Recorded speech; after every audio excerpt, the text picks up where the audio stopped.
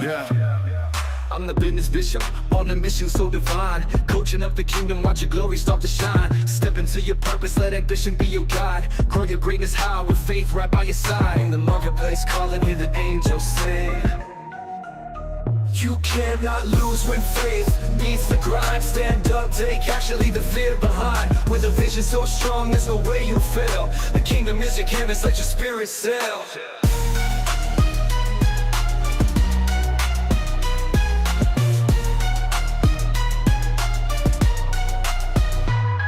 Bishop Wayne's in your corner, together we'll break through. Victory's a choice and today you're gonna choose. Living out your dreams, ain't no time for second best. Fulfill your destiny, put your limits to the test. Break those chains, rise up, find your flow. You cannot lose when faith meets the grind. Stand up, take action, leave the fear behind. With a vision so strong, there's no way you fail. The kingdom is your canvas, let your spirit sail.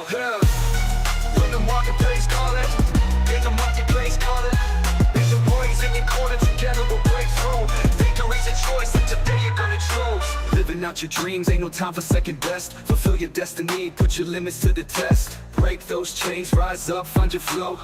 Find your flow. You cannot lose when faith meets the grind. Stand up, take action, leave the fear behind. With a vision so strong, there's no way you fail. The kingdom is your canvas, let your spirit sail. Rise up, business bishop, let your victory roar. Coaching for the kingdom, you're destined for more. Rise up, business bishop, let your victory roar. Coaching for the kingdom, you're destined for more.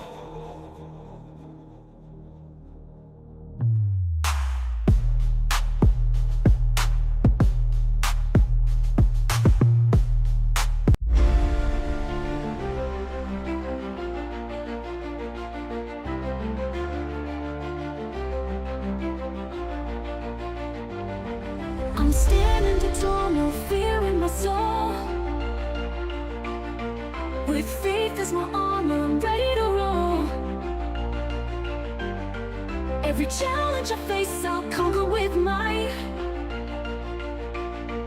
With God by my side, I'm shining so bright. I'll rise in the fight, I'm bold and I know God's got my back, I'm never alone.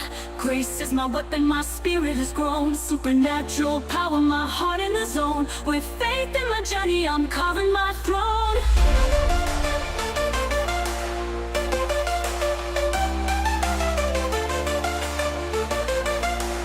Welcome, welcome, welcome, good people. God bless you. God bless you. God richly, richly bless you. And welcome to another session with me, your host, Bishop Wayne Malcolm, the business bishop. Always excited and delighted to be a part of your life and legacy through this ministry. Of course, I am celebrating each and every one of you that are joining us live. So congratulations.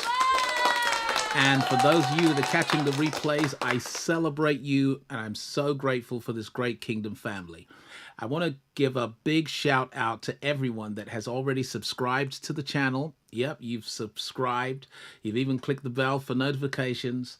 I want to shout out to those of you that when we're finished, you leave a comment in the comment section. I want to shout out to those of you that are hitting that like button, because we're seeing more and more of you coming on board, subscribing to the channel, hitting the like button and leaving a comment. And all of those things mean so much to us, means so much to me personally. So thank you, thank you, thank you. If you've not yet subscribed, please do subscribe. Please do like, please do leave a comment. And if you're joining us live, the chat box is your virtual voice. And so I want you to scream in that chat box if, in fact, we say anything that constitutes a light bulb moment for you, a paradigm shift, an epiphany, an elevation in your understanding. I want you to indicate it, signify it, celebrate it right there in the chat box. And let's make this as interactive as we possibly can. All right, so we're in the middle of a very epic series, and it is all about investing to increase, investing to increase. It is a shame that a person in the modern world can go through the entire education system and come out of it knowing little or nothing about investing, about investments, or about becoming an investor. It is a shame because all the evidence shows that the earlier you start, is the earlier that you'll become wealthy. You're more likely to retire young and retire rich and retire strong and healthy if you start investing early enough. So it's a shame that this subject is mysteriously missing from the curriculum so that we come out of the system knowing little or nothing about investing. It is equally a shame for people of faith, okay, because investing to increase is God's style, it's his system, it's his strategy. God has a particular way that he materializes his intentions in the earth. So if God wants to manifest something in the earth, he's going to do it by a process called seed time, harvest, and seasons. Seed time, harvest, and seasons. That simply means he's going to plant what he wants to produce.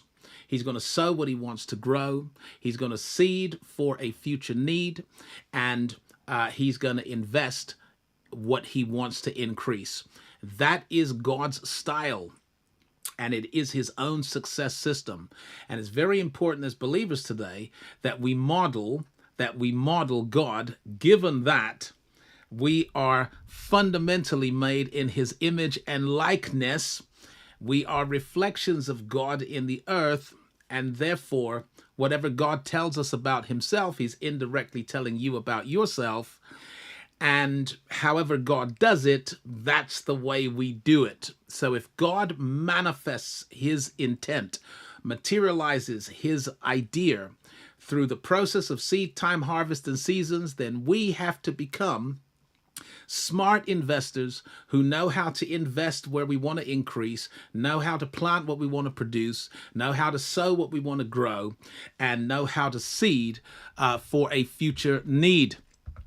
And so what I'm going to do tonight is take it to another level, because I'm going to talk about the four currencies. The four currencies. So here goes. I'll kick off with some context for the concept. Then we're going to look at the four currencies. Then I'm going to talk about investing time, investing attention, investing energy, and investing money. And this is really going to be a critical piece in our understanding of the subject. So if you're live with me, shout in the chat box, because you are literally in the right place at the right time, because what we're going to share tonight is transformational, and the fruit of the session will become very evident in your life over the weeks, months, and years to come, if in fact the seed falls on good ground. So here's context for the concept. Anything that can be spent, wasted, saved, or invested is a form of currency. It has purchasing power and should be recognized as such. So if you can spend it, if you can waste it, if you can save it, or if you can invest it, it is a form of currency. It's cash, it's money, and it has the power to purchase things for you. It has the power to materialize things for you. It has the power to attract things to you. It has real power.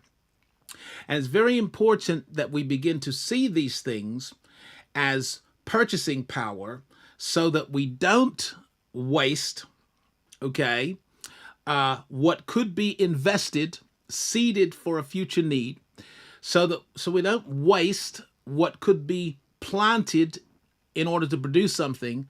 We don't end up simply spending, but that we become smart investors, particularly when it comes to the four currencies. Now, I know that I've got a little graphic here of four different currencies. I think we got the dollar, the pound, the euro, the yen. But those are all financial currencies. And I will address that today. But I want to talk about some other forms of currency as well. Now, when I think about currency, when I use the word currency, I'm really speaking about purchasing power within a jurisdiction.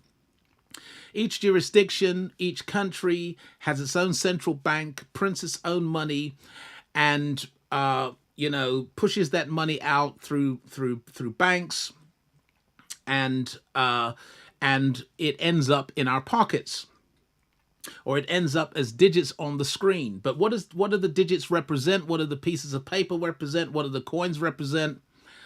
Well, they represent units of value that can be exchanged for things that actually have value, products and services. So these are measurements or metrics of value that you can bring to the marketplace and give in exchange for a thing or a service that is of value to you. And so currency is purchasing power within a jurisdiction. Now, outside of that jurisdiction, you may find that your currency has no purchasing power. Or you may find that your currency does have purchasing power. Because it all depends on the agreement and the relationship between those two jurisdictions. And so there are some countries that issue a currency today, and that currency has no value in my country.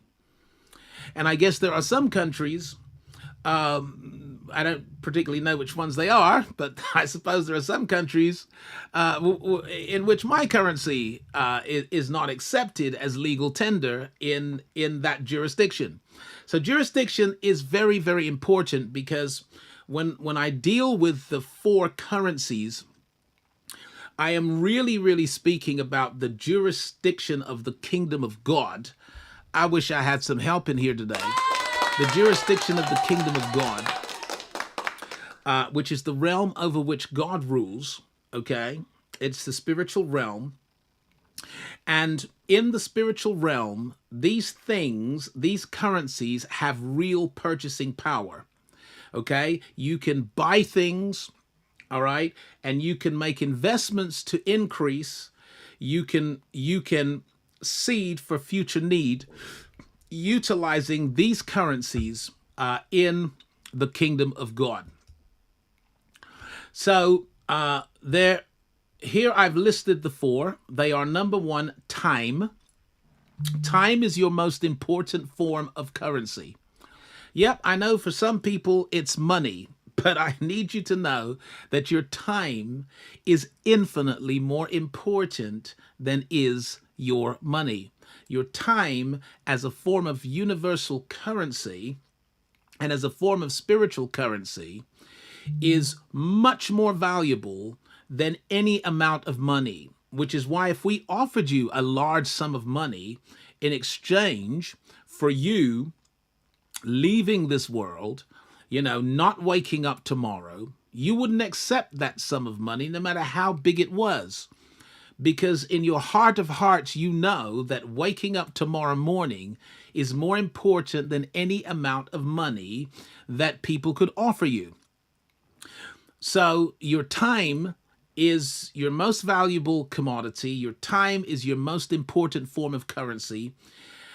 And it is currency because it can be spent, it can be wasted, it can be saved, and it can be invested. And anything that you can spend, waste, save, or invest is a form of currency, and this is particularly true of your time. So we're gonna deal with a little bit of time management tonight. Is that gonna be okay? Yeah.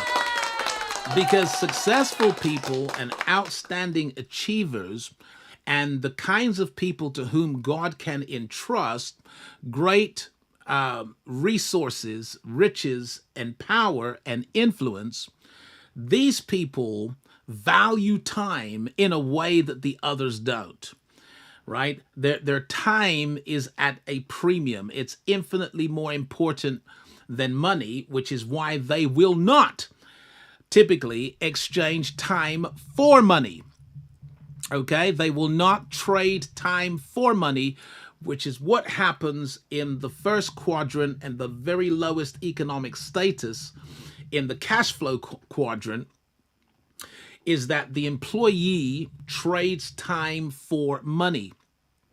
It's also true that the self-employed trade time for money. But the business owner actually builds a business system that continues working for them while they sleep, while they're investing time into their family, whilst they're on vacation. The business system eventually works like a well-oiled machine.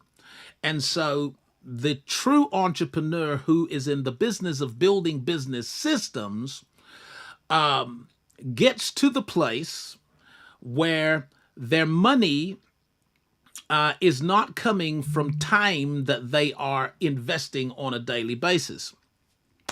And then you get down to the investor, and the investor definitely doesn't trade time for money, doesn't work for money, puts money to work for them. So very important that if you're going to become successful, given that everyone who is successful and outstanding in their achievements values their time, is very precious when it comes to their time, and very meticulous when it comes to their use of time. If you want to be among these people, you're going to have to review, revise, revisit your activities, your schedule, and we're going to help you do that tonight. Attention is also a form of currency. Attention. Okay? So you will have heard someone say at some point in your life, you need to wake up and pay attention. All right? You need to pay attention. Now, I want you to think about that. Pay attention.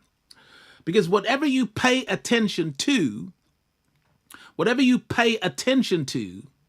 you are paying for with that attention.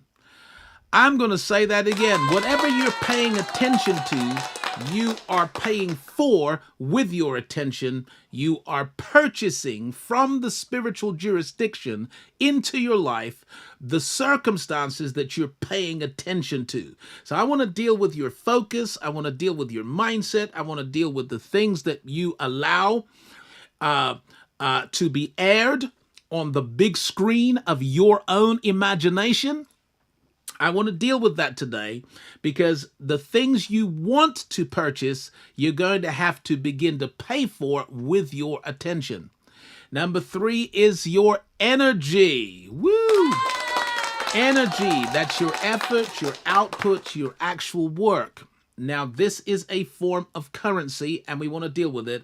And then when it comes to money, which is the fourth form of currency, the fourth currency, these are symbolic units of value that are real, only real at the point of exchange. So I'm going to challenge you to put your money to work. Now, here goes.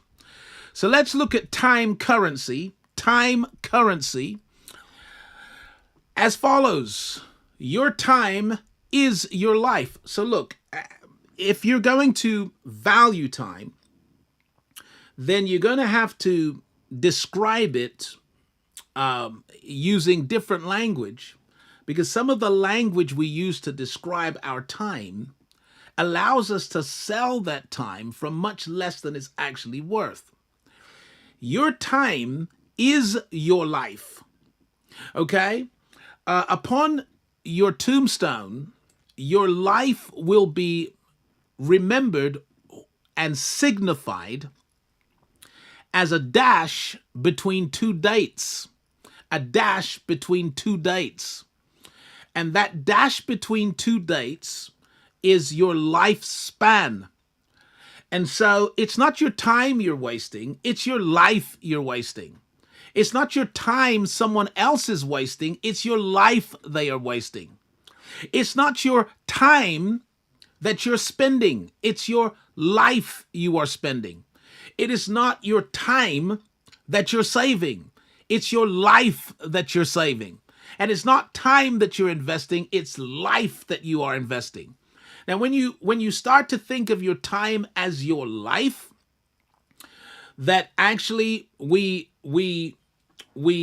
live life on levels, but we experience it in stages over a period of time. And when you realize that waking up in the morning, that's life, okay? Going to bed at night and everything in between is life. Sleeping through the night, waking up in the morning, everything in between, all these dreams, whatever in between, it's your life you're talking about. So, you have to value it like more than you value any other thing that you could experience in time. anything that you could obtain in time, because without time, you can experience none of it. You can obtain none of it. See, if your money runs out, guess what? You can make more money. Can I hear an amen from somebody who knows? I am telling the truth. That you've been to rock bottom and you've bounced right back up to the top. You've been there where it looked like you wouldn't have enough to make ends meet, and then there were some breakthroughs, and you bounced back, and you bounced back strong. See, if you lose money, you can make more money. But if you lose time, or if your time runs out, it's over. All of these dreams, visions, goals, aspirations, it's over if your time runs out. So you have a limited amount of time. And I've got some really stark news for you, right? It's stark, it's sobering news for you. It is that you don't actually know how much time you have, okay? You don't actually know how much time you have. So every day, you're working against the clock. You don't know if you have a day, a month, a year, a decade, 5 decades. You simply don't know. Of that day and of that hour knoweth no man. You don't know. So you have to treat every day that you wake up as an opportunity to be, do, have all that you were designed and destined to be, do, have, and literally lose your tolerance for things, for issues, for people that want to waste your time, steal your time, take up your time. Woo, you need to become very strict about that. So here goes. I said in the beginning, anything you can spend, waste, save, or invest is a form of currency.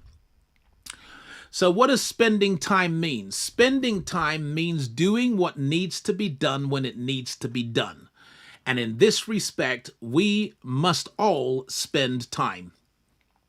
Because there are things that need to be done, and they need to be done when they need to be done. And if they're not done when they need to be done, it's going to be twice as much work to catch up and get them done.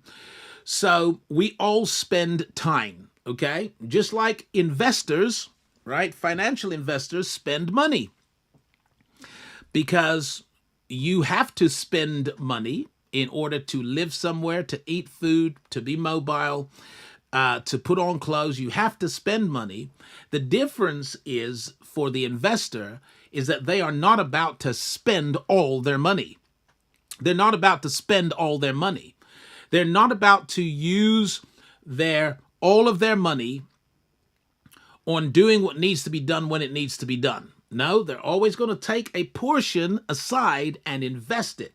They're going to seed for a future need. They're going to plant what they want to produce. They're going to invest for increase. They're going to sow what they want to grow. And they're going to take a portion of it and they're going to invest it. Okay, same is true of time, that we have to spend time on lots of things. But you can't spend all your time just doing what needs to be done when it needs to be done. Because if all you're doing with your time is responding to emergencies, following a daily routine, without investing some of that time into the future you desire, then actually the future you desire will forever be in the future and will never come into your present.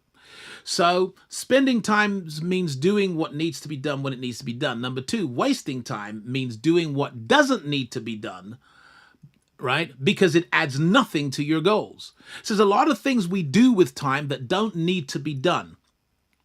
Now, of course, the usual suspects are scrolling through social media, excessive obsession with TV, films, and series, late night calls that were unscheduled, over socializing with friends and family.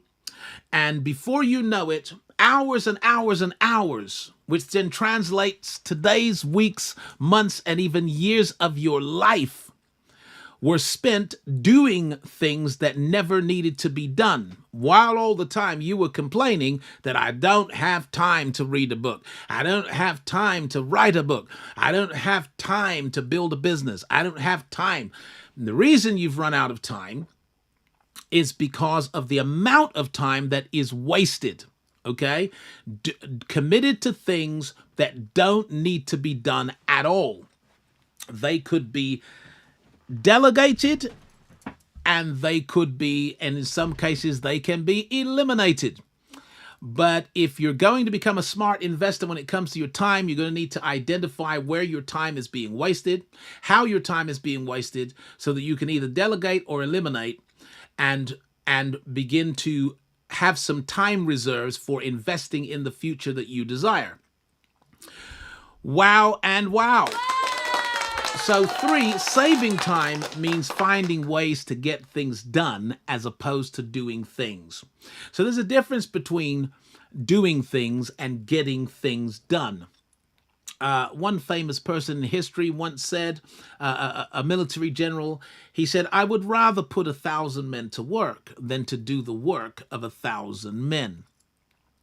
And so this really rings true for smart investors who understand time currency, that actually, if you can find a way to get it done that doesn't involve you doing the thing, then you will save time. Okay?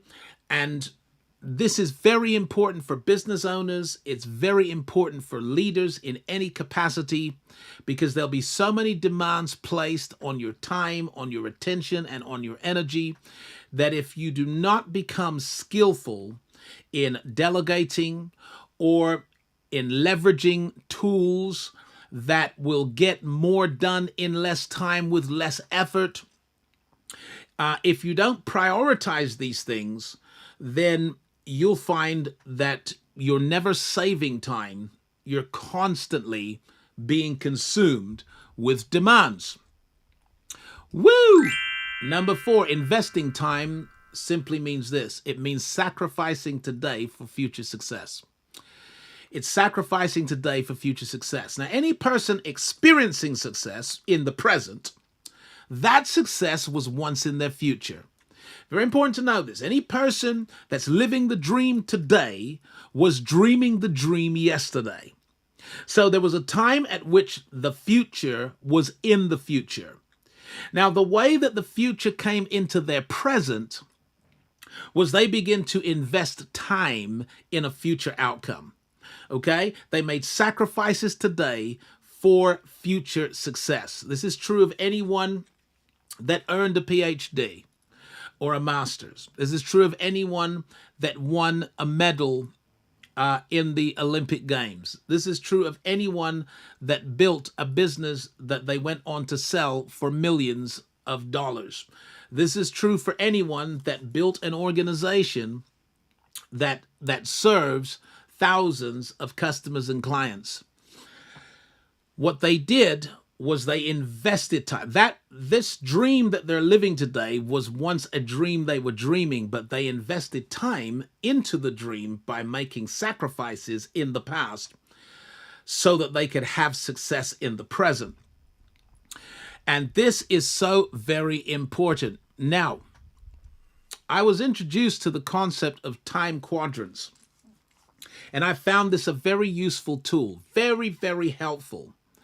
Because when you write out your list of tasks, and it's very important that you write your list of tasks, because you simply cannot manage what you will not measure. Oh, I'm going to say that again. You simply cannot manage what you will not measure. If you want to manage it, you must start by measuring it.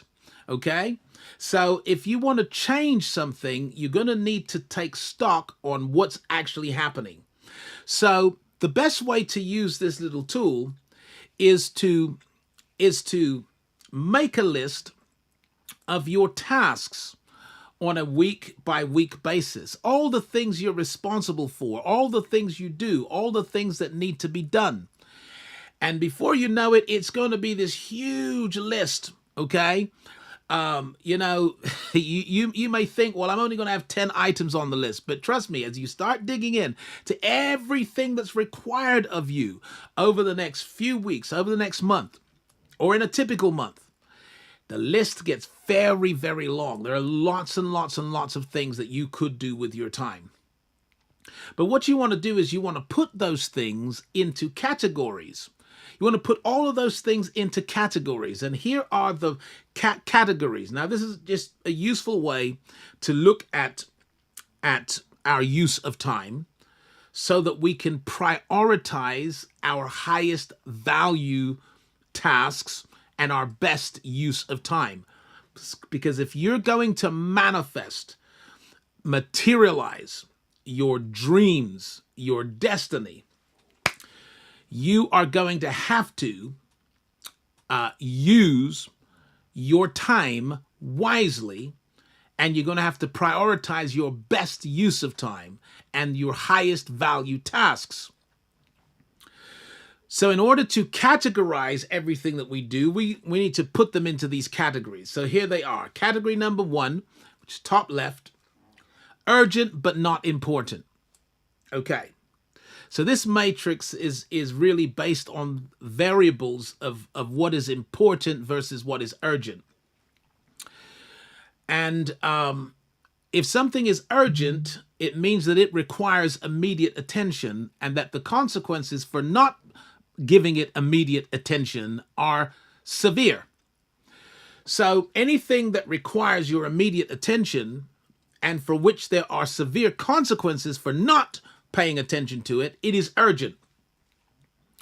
But that doesn't mean it's important, because importance speaks to your values, your long-range goals, okay, and things that are important to you personally.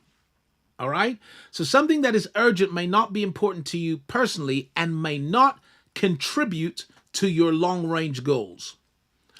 So, in the first quadrant, there are things that are urgent, but they are not important. In the second quadrant, over to the top right, there are some things that are important, but they are not urgent. Wow, I can feel someone saying, give us an example, Bishop. So here goes, right?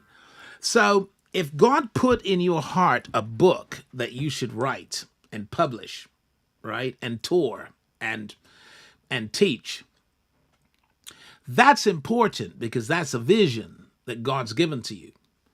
But the reason why some people have had that book in their heart for 10 years, 20 years, 30 and 40 years is because it's not urgent. It's important, but it's not urgent. Okay, time with your family is so important, but it gets neglected often because it's not urgent. And when you live in the urgent, okay, you live in the urgent that's not important, you end up giving the best of you to the worst and the worst of you to the best.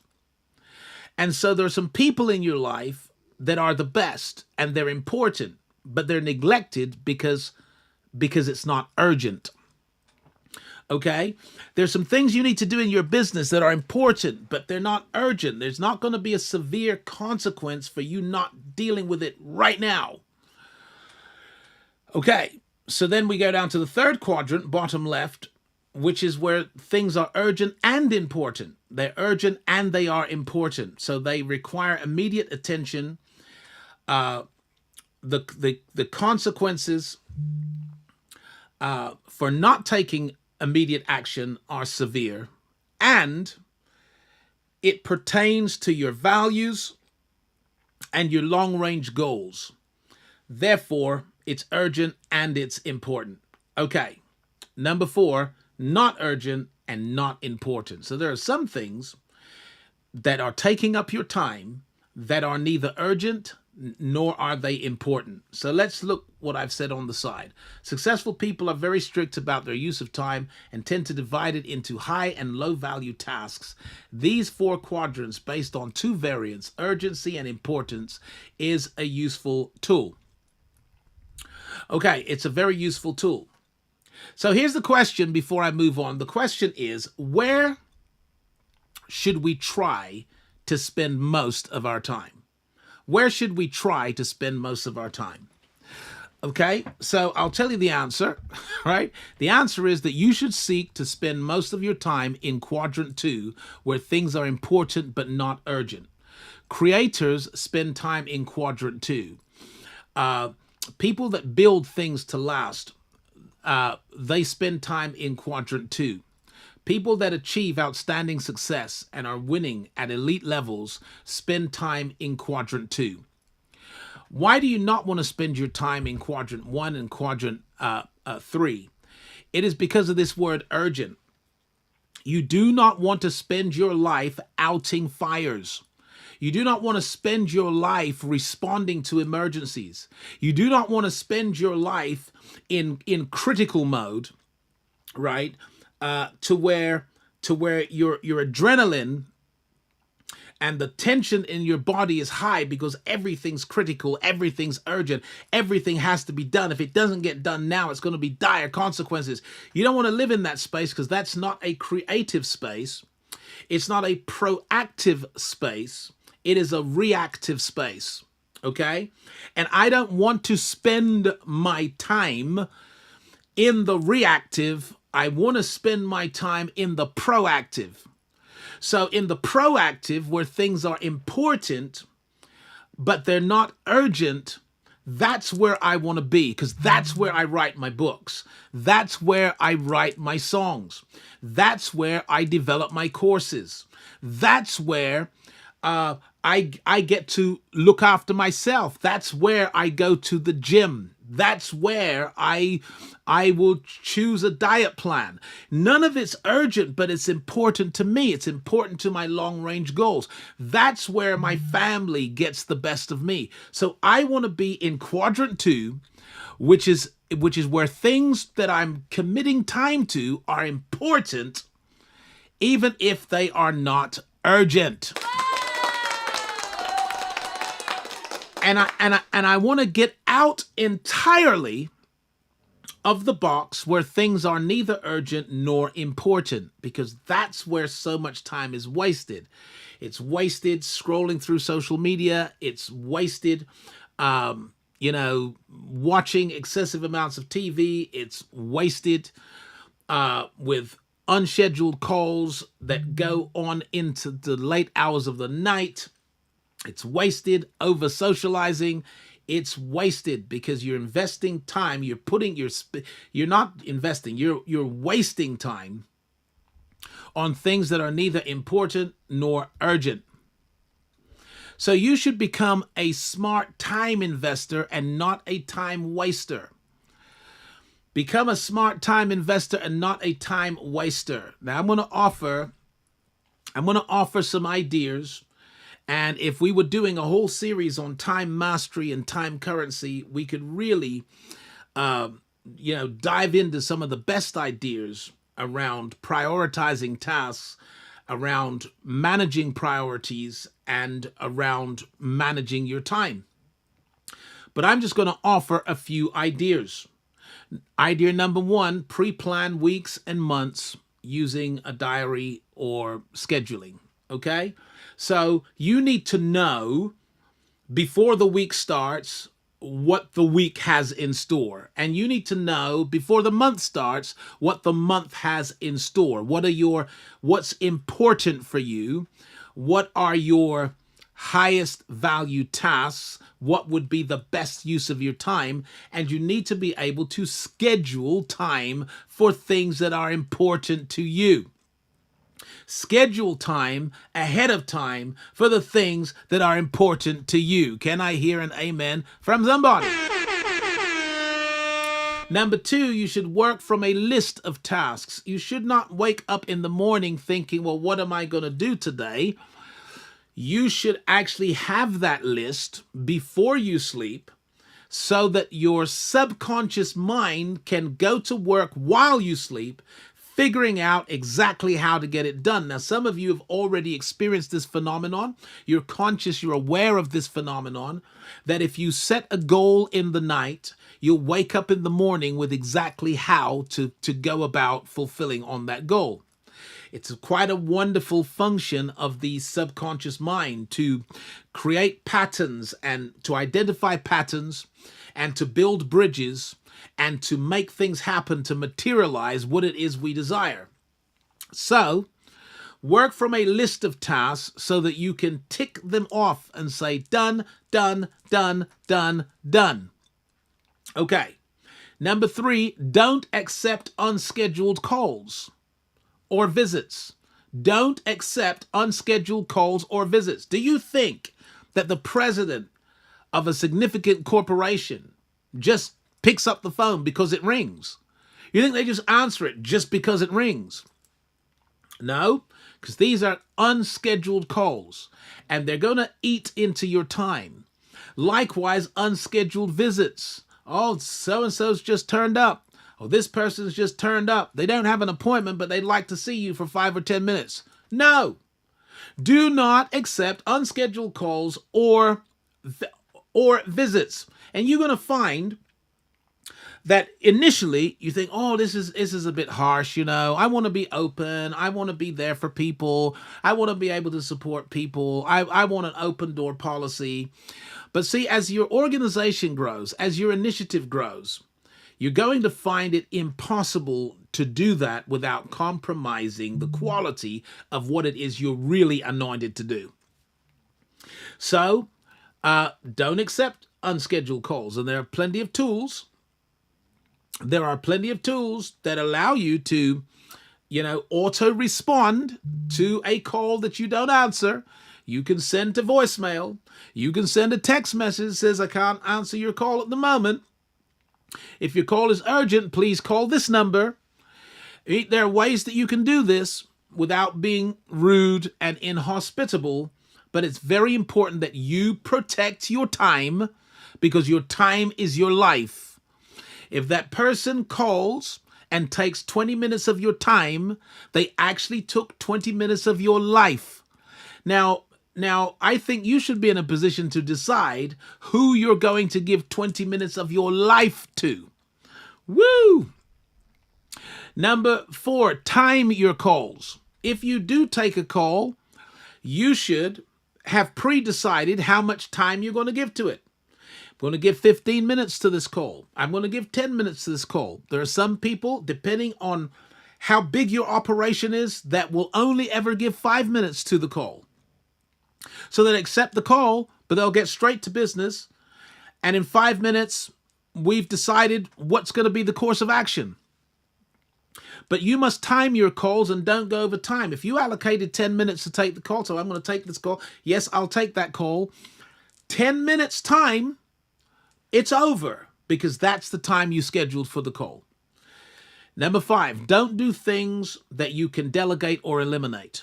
Okay? So if someone else can do it, then delegate it. If it doesn't need to be done, then eliminate it. 6, cut down or cut out on TV, social media browsing, telephone idling, over socializing, all those things that waste your time. Next, use tools that save you time. So there are tools that save you time, right? On your mobile phone, you shouldn't just have a ton of games, right? Or access to movies and music.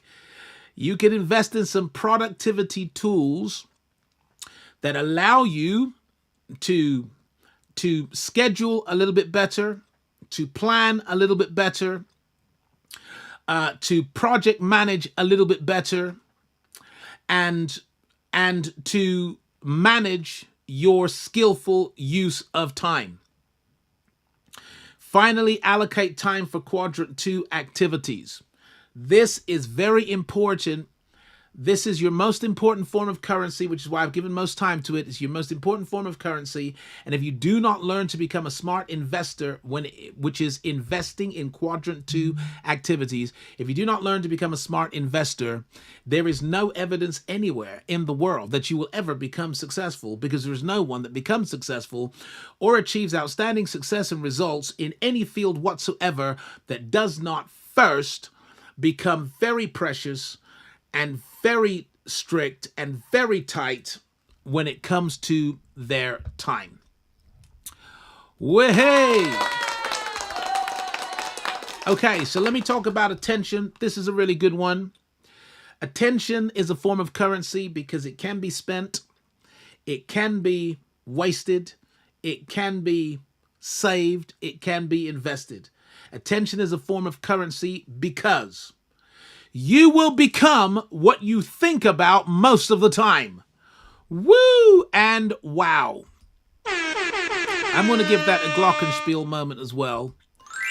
If you ever get a chance to listen to Earl Nightingale's book called The Strangest Secret, it's a success classic and it's a quick read and it's available on YouTube in audiobook form and you can just listen to it. But what you're going to find is that the strangest secret, right, when it comes to success, is that you will ultimately become what it is you think about most of the time. So it's like your life is simply going to veer in the direction of your dominant thoughts. So if you think about trouble most of the time, you're never really going to get out of trouble. But if you think about what you don't want most of the time, okay, you tend to manifest the very things that you don't want because you're paying for it with your attention.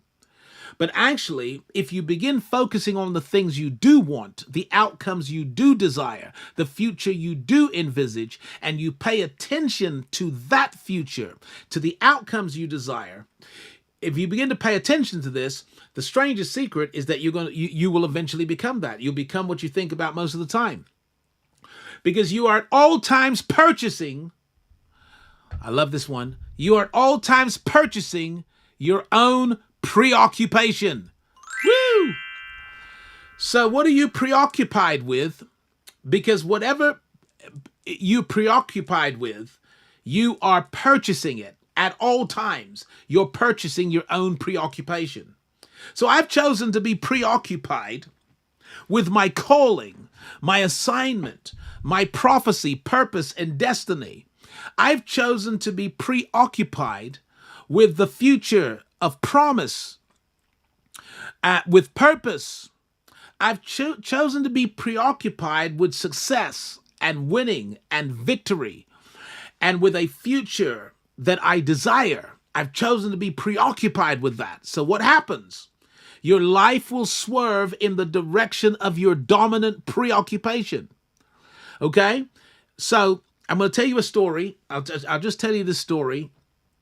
I was in Jamaica. I was young. I was in Jamaica. I wasn't born there, but Jamaican heritage all day. Big up, big up. I was in Jamaica. I was in my uncle's car, and we were driving along a narrow street.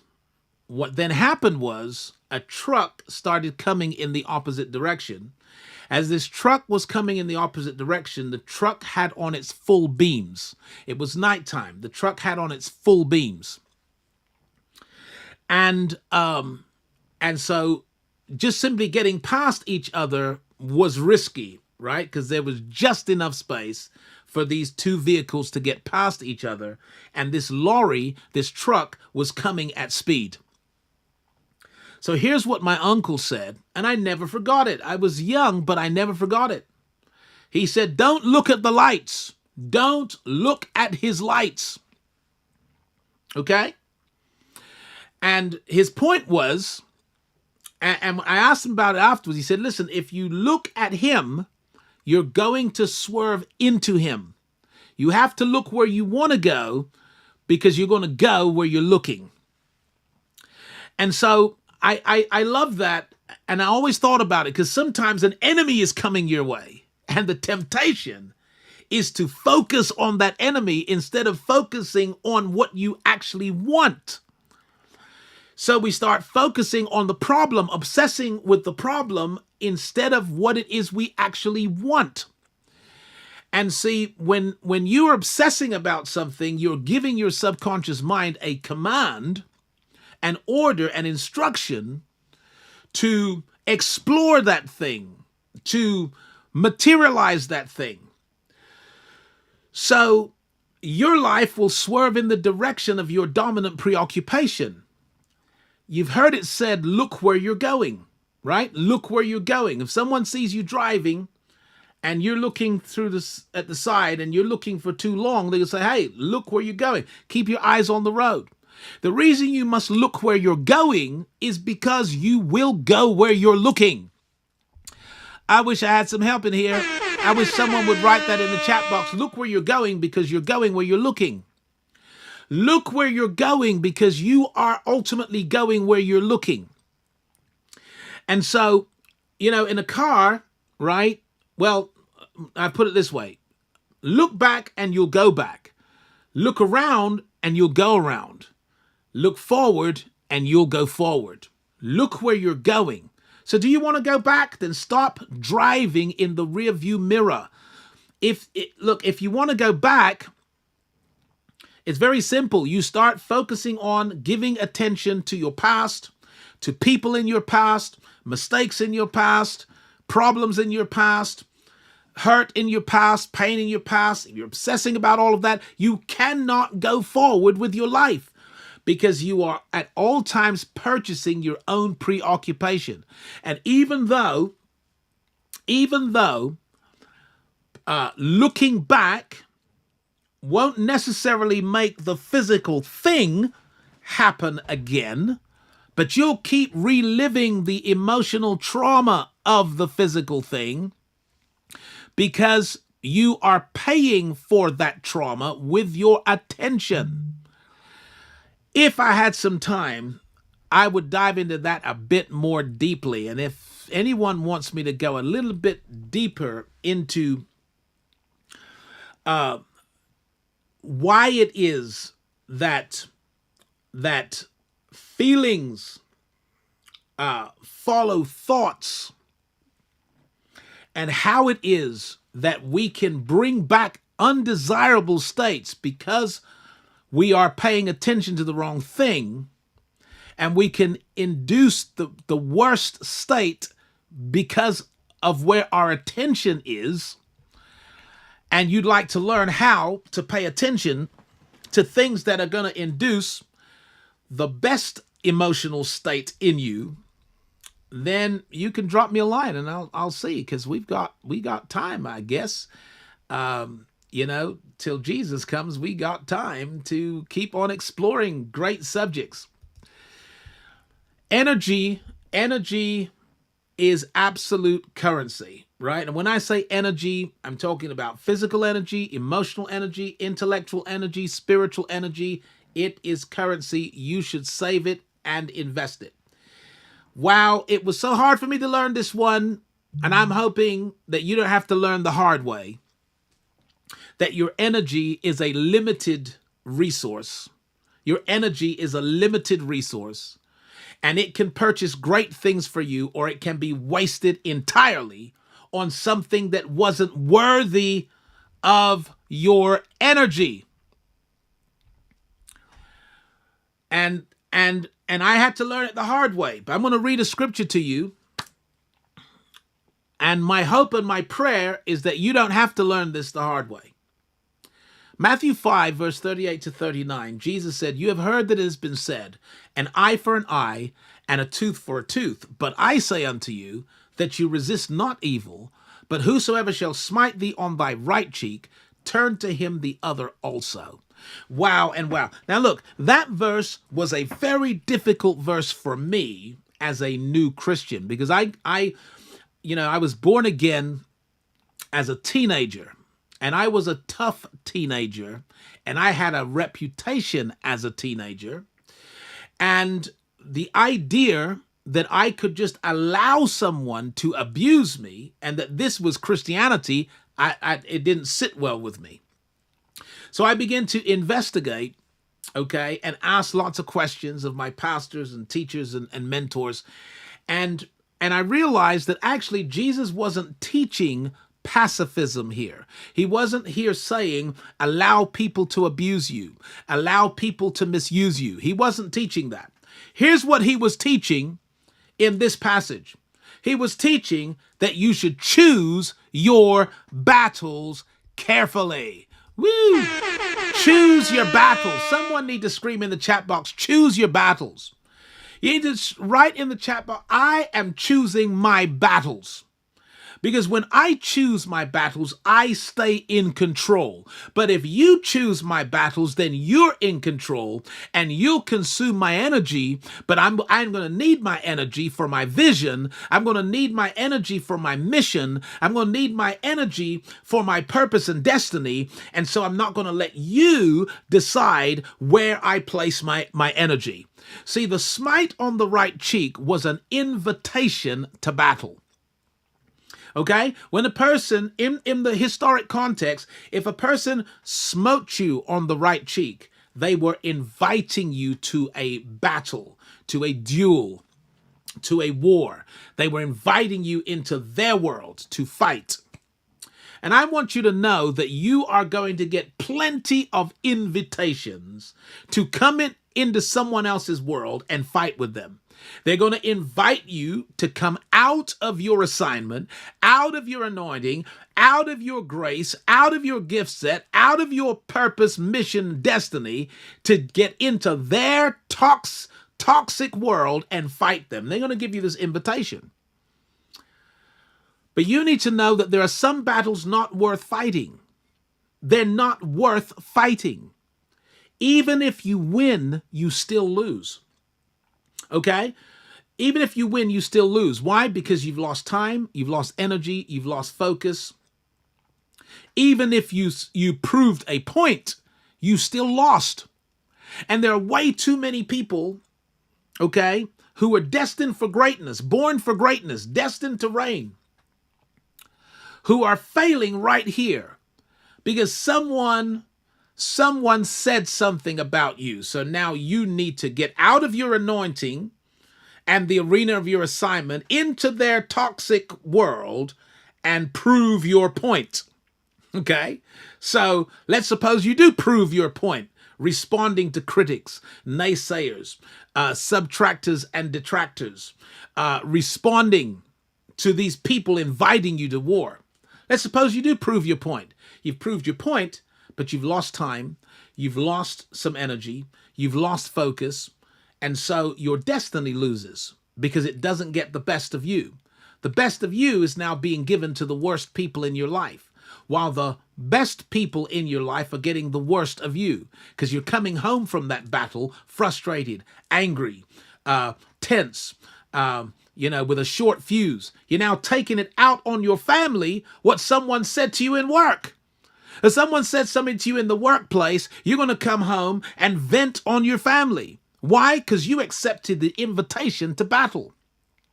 They invited you out of your anointing into their arena of war, and you accepted the invitation.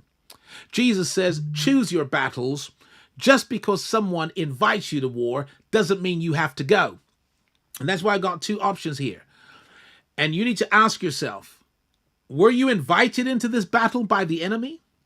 Or did God send you into this battle? Because I'm going to tell you there's a difference. See, if the enemy invites you into a battle and you go, you've gone by yourself. You've gone on your own. You're going to need every amount of energy, strength, and skill and sweat in order to win because you went there. But if God sends you into a battle, guess what? He's going with you, and the victory is already won. When it comes to, and that's great. That's going to save someone. It's going to save someone so much energy, so much time, so much focus just to let it go, right? Let it go. turn to him the left. Say, is that all you got? Yeah. Anything else you want to say? That's fine with me. I'm going to reserve my energy for my mission, for my assignment, not getting out of the arena of my assignment to get into the arena of your battle. As one guy once said it to me this way, he said, look, I'm not in your mood. Okay. So what you need to do sometimes is look at these people, right? And just in your heart of hearts say, I'm not in your mood. Okay, it's not just that I'm not in the mood to have this verbal joust with you. I'm not in your mood, and I'm not leaving my great mood to get into your negative mood. So your criticisms say more about you than they could ever say about me. So I'm going to keep on keeping on with what I'm called and assigned to do and save my energy for battles that matter. Finally is the financial currency. Okay? And because we will deal with this hopefully in another session, I'll just go over this quickly and say that you cannot manage what you will not measure. You cannot manage what you will not measure. So you need a budget. You need a budget. You need to know exactly how much is coming into your life and exactly how much is going out and where it's going out and why it's going out. Everything to the penny, to the cent. You need to pre-decide how you're going to spend your money. And that's your monthly budget. The reason you want to measure this is because what you're looking for is disposable income. Disposable income. And the only how you're going to get disposable income, right? If you currently have no disposable income, if currently it costs you to live what you actually make in a given month, and there's more month left over at the end of the money, and you're living on credit cards and so on, right?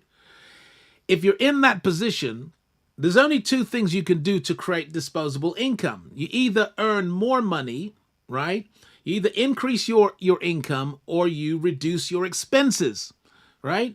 And you'll find that you can do a bit of both. That you can increase your income whilst reducing your expenses, right? Cutting certain things out. And you'll find that you have some disposable income. Now, it is with that disposable income that you want to explore opportunities for investing so that you can actually put that money to work on your behalf. But finally, you have to put essence over ego, which means that some people, as soon as they get money, they're going to wear it in the form of expensive clothes. They're going to wear it in the form of expensive accessories. They're going to drive it in the form of a luxury car that is a status symbol. They're going to spend money and waste money because their ego is more important than their essence, because looking rich is more important than being rich. Well, if you're going to be a smart investor, you have to be willing to look poor whilst you're executing on a plan to become rich. Here goes. Your stewardship will be tested at every level. Until you learn to manage what you have, God will not give you any more.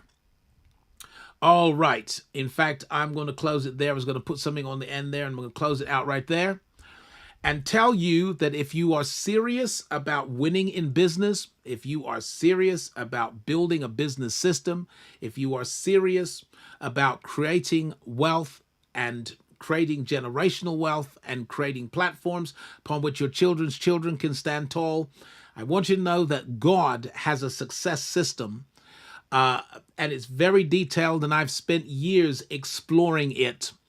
And what I'm about to reveal in the Success Streams Masterclass is the best part of many years exploring the divine system. So watch these ads before you go, because it could change your life. This masterclass is for investors. It's for the people who understand that they should be investing time, investing attention, investing energy, and investing some money in the future that they desire. And if you are that person, then I hope to see you at the Success Streams Masterclass. Listen to this, and shalom. Attention God's entrepreneurs. Did you know that there is a success system deeply hidden and encoded in the stories of the Bible? The system works 100% of the time for people who work it, even if they work it unconsciously or not realizing its spiritual roots. Join the Business Bishop for a masterclass in God's success system and discover how to turn your opportunities into outcomes, your ideas into incomes, and your passion into profits. The Success Streams Masterclass includes step-by-step training on the system and comes with additional bonus courses by the Business Bishop. Perhaps you've tried everything else. Now try God's way and watch the same power that took Israel from slavery to mastery take you from the pain of poverty to the pinnacles of prosperity. Are you ready? Click the link in the description to find out more or to secure your seat. Hey there, entrepreneurs! If you enjoy the teachings of Bishop Wayne Malcolm, I've got something amazing for you. Introducing the New Breed Community, an exclusive online platform for kingdom-conscious entrepreneurs, professionals, investors, and creators. This isn't just a community, it's a movement where we discuss and explore kingdom concepts. Here, kingdom-minded people connect, share, learn, and grow together. Inside, you'll find exclusive content from Bishop Wayne Malcolm, including special sessions just for members. And the best part? It's free to join. The New Breed Community sits on the Heartbeat platform, where Bishop Wayne Malcolm is excited to meet you online. Join us for weekly Q&A sessions with Bishop Wayne and get exclusive insights that can transform your life. Love to read? Join our book club to feed your mind and spirit. Got a prayer request? Post it and let's lift each other up. Have a testimony? Share how God's goodness is shining in your life. We're more than just a community, we're a movement. Discover the powerful relationship between your profession and your purpose. Join us now on the Heartbeat platform. Connect with us and let's grow together. Bishop Wayne Malcolm and the New Breed Community are waiting for you. So what are you waiting for? Hit that join button and step into a world of connection and growth. A warm welcome awaits you. See you on the inside.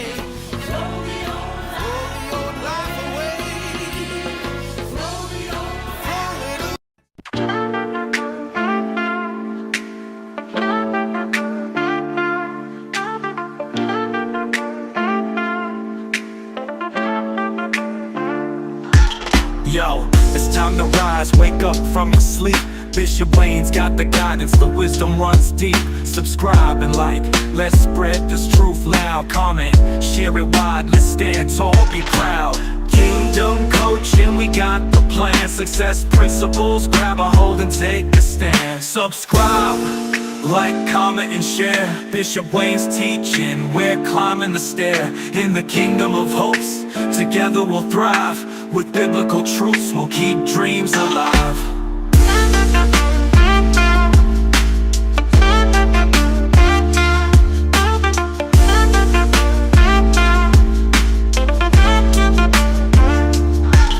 Elevate your mind, shift that identity. In the marketplace of life, claim your clarity.